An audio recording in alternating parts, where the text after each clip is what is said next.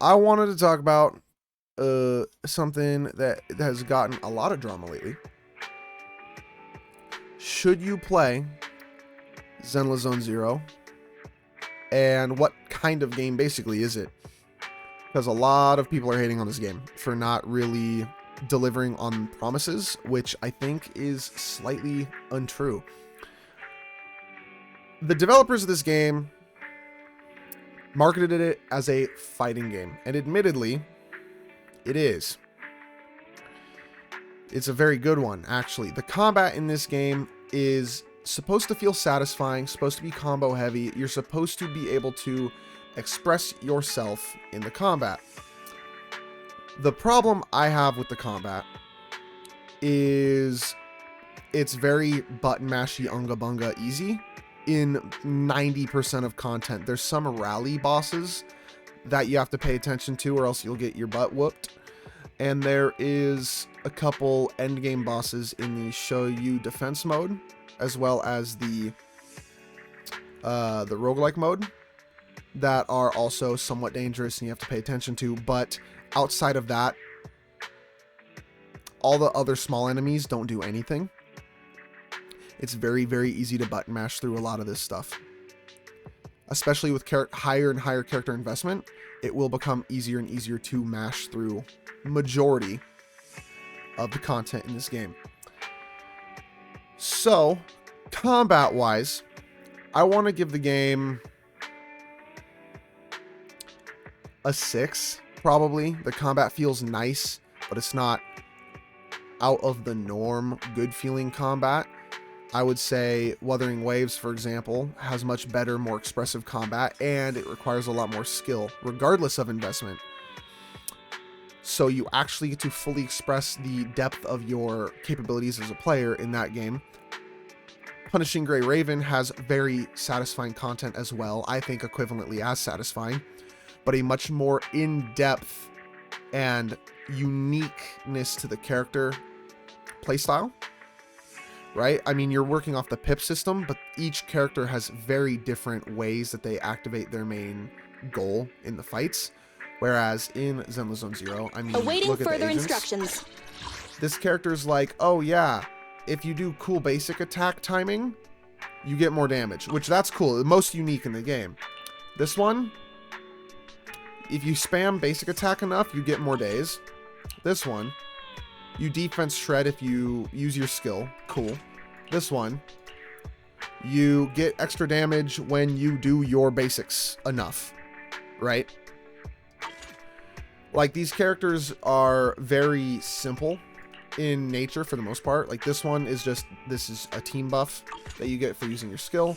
A team, your little minion guys. A anomaly buildup rate buff when you use your skill. A damage boost when the enemy's stunned. Extra skill damage when he uses his certain attacks.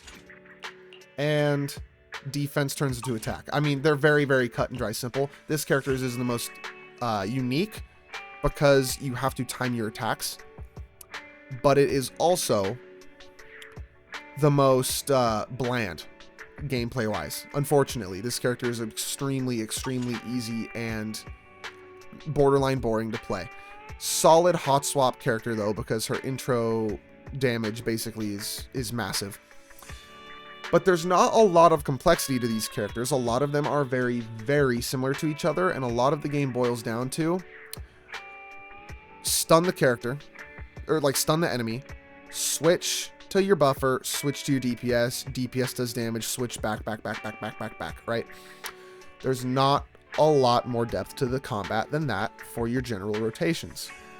It's just what characters can go on what team to better benefit each other is pretty much all it is.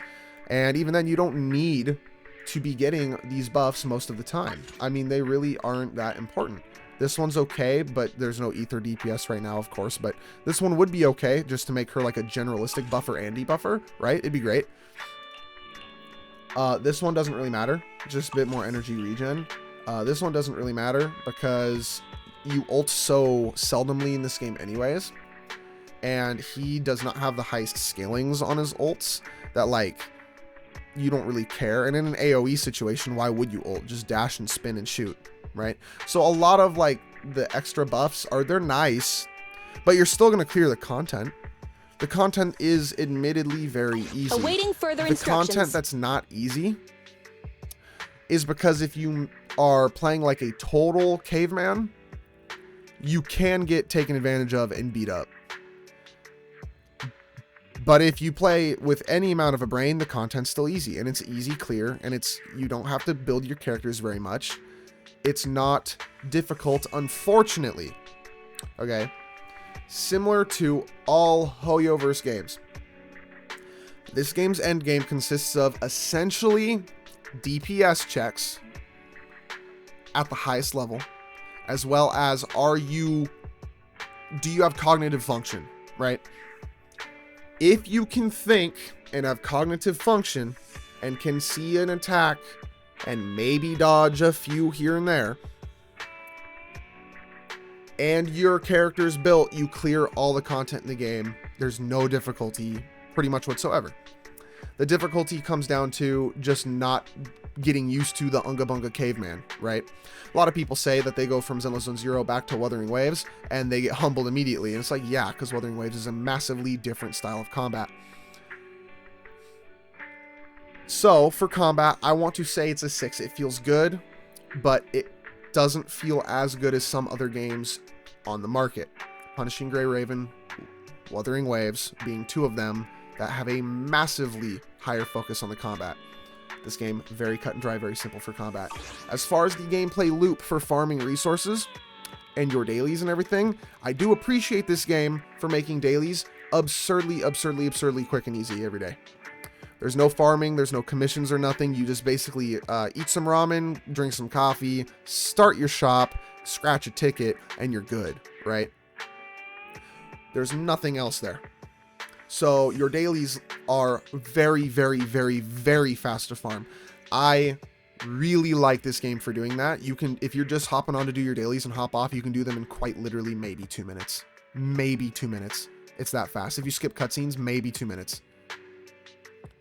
So really appreciate them for that. For the... I want to go to probably the Hollow Zone Zero now. The roguelike mode. The thing with the roguelike mode is it is not terrible, but it's not good, unfortunately. Star Rail's roguelike mode beats it out. Wuthering Waves' roguelike mode beats it out. I'm not certain about Genshin's new mode that they've announced or if it's even out yet because I don't keep up with that game anymore, but I'm assuming possibly that one beats it out just because of how the game is. The unfortunate fact of the matter is the TV system plays a big role in this game. And it is the system that everyone hates the most. It does a bad job in the story of doing anything but waste time. It does a bad job in non-story like commissions, but waste time. When you're doing a 30-second combat and in between it is 3 to 6 minutes or so of TV time, it is very annoying, and it is just a slog through the mud of the game, right? Story gets so much slower just because of the TV. I started skipping the story of the game just because I knew I'd have to go do the TVs for 30 minutes for about 5 minutes total of fighting to get through story quests, and I'll just watch the story later because I gotta push through endgame. I got to get content out, right? So unfortunately, the TV system just does not work. It is painful, and the Hollow Zone Zero suffers from that. However, without the TV system, it is a decent roguelike mode. The buffs are cool. The gameplay's cool. Some of the bosses in there is actually a pain in the ass. There was the one where it teleports around. That one's actually kind of a pain to dodge. You get used to it and you can do it. But if you are not able to, again, be aware of the timing and figure it out, yeah, it'll kick your butt. It'll beat you up for sure. But it's still easy, and they don't deal enough damage to really punish you. Like, you have to miss time your dodges or just not dodge it and face tank it so many times. Like, that's what I did. I stopped kind of caring about dodging it. I just started just shooting the hell out of it with Billy and eventually shredded it out before it could kill me. I was low, but I killed it. Just kind of unga bunga. It is what it is. So overall gameplay loop, I want to say is like a 7 out of 10. Mostly because the dailies are so quick and easy to do for a game that is currently become my casual game, right? The reason I think that this game is the best casual game that Hoyoverse has to offer is because the dailies can be done quite literally within like a 2-minute span if you want to, and most of the farming content is pretty quick to do too, to use your energy. And other than that, it's like very story driven, you know, and you get to build your characters, but it's whatever, and you don't really care about the content or building your account too much. It's mostly just story, and it is mostly just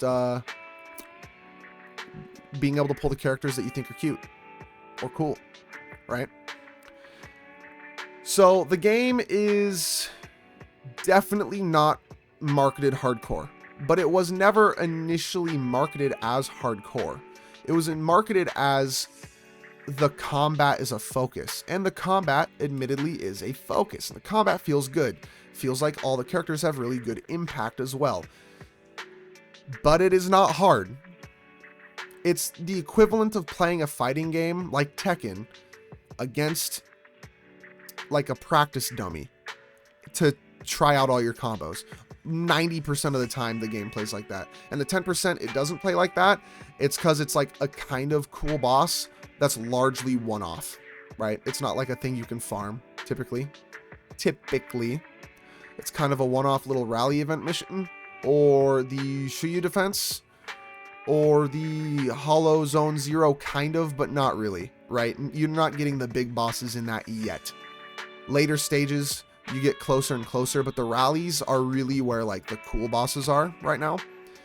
And those you don't really farm particularly. Generosity of the game is probably like a 3, maybe 4 out of 10. I mean, we can see it literally just with a little bit earlier today. In our mail, you know, pre-registration rewards were nice. Redemption codes were kind of okay. The stock up web event was like whatever. We got some Twitch drops here and there. You get your check-in rewards, which are pretty nice rewards actually. Your pre-registration rewards were okay. And then we get a thank you gift for them hitting 50 million downloads. We get 10 pulls. And we get a, oops, we messed up a weapon description. So it wasn't actually as good as it, it's better than it seemed to be. Or possibly worse than it seemed to be. Because it doesn't specify that it was too much or not enough. It's just that the range was wrong, right? We got not even a full pull. Wuthering Waves had an issue with a weapon, and they gave out like, it was like 5 or 10 pulls. They gave out a lot of compensation for that weapon because it, you know, it messed with a lot of people.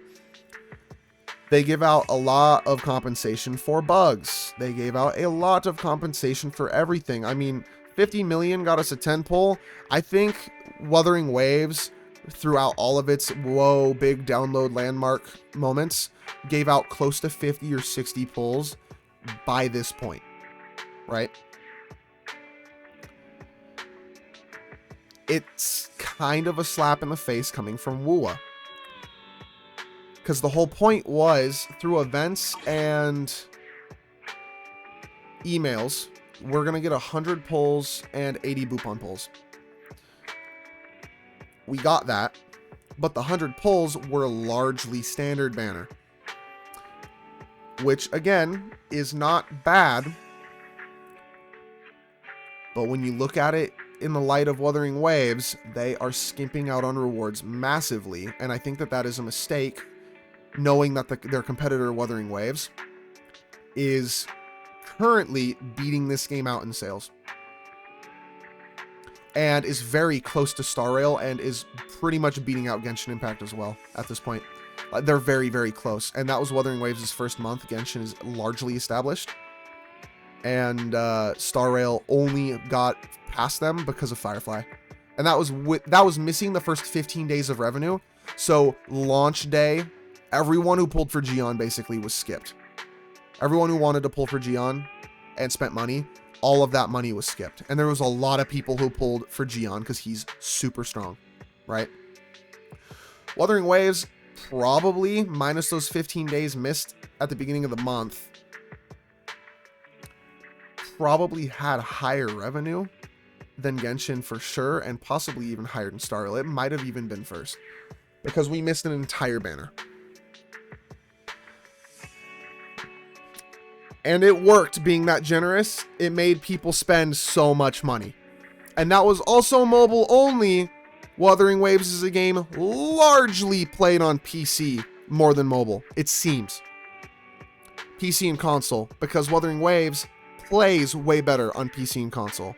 So taking the fact that their revenue is so high and the game is held in such high regard and the devs are so generous and also fixing everything, and we go to Zenless Zone Zero where they're still skimping out on rewards, that stings really, really badly. Right? At this point, we should have had probably 30 or 40 pulls filter into our mail, aside from the pre-registration rewards, and many of which should have been premium pulls, and we are just not getting that, right? Yeah, it's very Hoyoverse of them, which is unfortunate. And they're going to suffer for that. And a lot of the popularity of the game, a lot of the hype of the game being combat focused, left people with kind of a dry mouth a little bit when you are looking at games like Wuthering Waves and PGR. PGR, being the exact same style of game, is better combat. Unfortunately, for this game, it is better combat in PGR, but PGR is also a much more hardcore game. So, again, I go to the viewpoint of this is a casual game. This will never be a main game that you should invest a bunch of time and resources in, and they've built it around that because your dailies are so fast, farming is so fast, and the content is very easy to do should you just play, and the story is good. That's the good thing, at least. This game's story is good. Star Rail, very similar. Genshin Impact, not so much. The story in that game is pretty horrendous. Liyue was good. I will say Liyue story was good. Mondstadt was bad. Inazuma was okay towards the end. And everything after that, from what I've seen, has been pretty stale. This game at least has good story. The story's made me laugh a couple times. It's relatively intriguing. It's a little slow to go through, but it's voiced for the most part. So it's and you can rewatch it, which is the biggest thing. So you can skip through all of it, get to the end game content, do whatever, and then just rewatch the story as a little bit of a movie night. Get a little story movie night in Zenless Zone Zero. It's great. It's actually pretty fun. And you just get all the story in one big burst instead of separated by the TV mode and the smidge of combat. What else is there to talk about? The banners. 50-50, normal character, right? 75-25, very unfortunate, especially given, again, Wuthering Waves and PGR both being guaranteed weapon banners. This is kind of another slap in the face, especially given that they're the same resource as this banner, so you can't even pull in the signal shop. You can't even get two different types of the pull. You get one type of the pull, which is very unfortunate. So you're even more limited on how many pulls you can throw into this, and it's a 25% chance. The one saving grace, two saving graces. Their standard banner, the first 50 pull banner, was tied into this, so you can keep building your pity off of these 50 pulls to 300, so that you get to select your character. That was nice. Wuthering Waves didn't even do that, but they also gave you a free 5-star standard banner selector ticket, so it doesn't even matter. They're still doing better in this regard. But compared to every other Hoyoverse game, this was a good decision, right? And the Bang Boos being completely free, also a very good decision. You should be able to, over time, max out R5, whatever Bang Boo you want, because the Bang Boos, they're free. Right? And you have 80 pity on the S ranks, and you can pick the S rank, and it's a 100% chance. You should be able to, over time, max them out. It will take a while, I do not think, I mean, probably 10 pull a week or so from the Hollow Zone Zero. But, you know, over the course of a year, you can have 1 or 2 maxed out S ranks. I would think over the course of a year, you probably could. So that's at least nice of them to have done, right? As far as ready and waiting, farming for characters, level material and ascension material seem easy. Same with the equipment, seems pretty easy. Skills gets a little bit grindier, but it's still like not terrible. Overall, building your character seems very easy. Discs, however, are going to definitely be the main sticking point where it's a pain, because it's Hoyoverse, and it's a pain. And you gotta farm a bunch, and feed them into them, and get the XP, and to get the random substats. Unfortunately, this is Relic Systems. It is what it is. But this one seems a little on the weaker side, I would say. I think Genshin Impact, probably when I had played it, had a little bit easier of a time farming these with your energy every day. Not an easier time, I mean the domains were maybe a bit harder than in this game, but it was a little bit easier to have farmed these. Like, I'd farmed a little bit to level this guy up to level 4, and it's like, it took quite a bit of XP items just to get to level 4. It was like 2 purple XP items, as well as a handful of blue and purple, not echoes, discs as well, to get it just to level 4. It seemed pretty expensive, but that could just be me. But overall, building your characters seems very easy. Building your account seems pretty much guaranteed.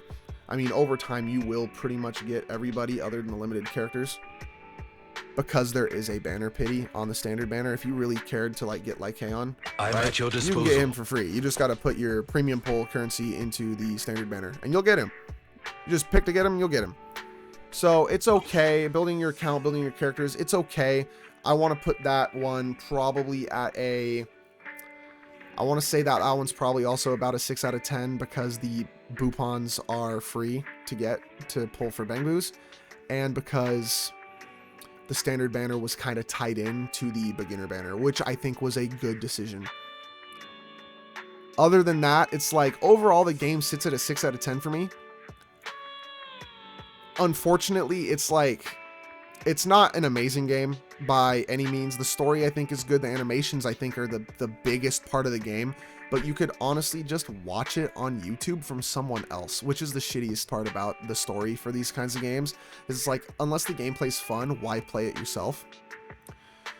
I think the gameplay is pretty fun, but is it worth the time? It depends on if you're like bored. Because this is a great, like, oh, you're bored on the train, you got 10 minutes or something, just like run it back, right? Because the game's a very, very quick to do all your daily farm. But otherwise, it is a story game, and you can watch it elsewhere, or you could skip all the story and just watch it yourself in the little video player thing. It is a casual game built for people who don't want to put a lot of time into it, which I think is nice, who want somewhat satisfying combat here or there when they got an itch for it, which I think is kind of nice.